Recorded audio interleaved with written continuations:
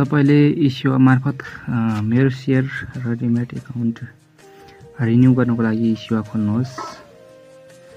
Scroll down गर्नुहोस्, financial पेमेन्टमा मेरो share demat account renewal option देख्न सक्नुहुन्छ। त्यसपछि आफ्नो डिम्याट खाता रहेको ब्याङ्क छान्नुहोस्। त्यसपछि क्लाइन्ट आइडीमा तपाईको डिम्याट एकाउन्टको अन्तिम 8 अङ्क यहाँ टाइप गर्नुहोस्।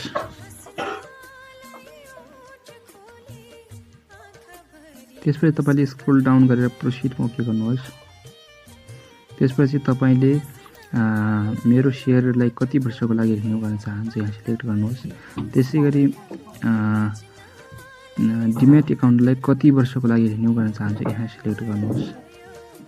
स्क्रोल डाउन गरेर प्रोसिडमा ओके गर्नुहोस्।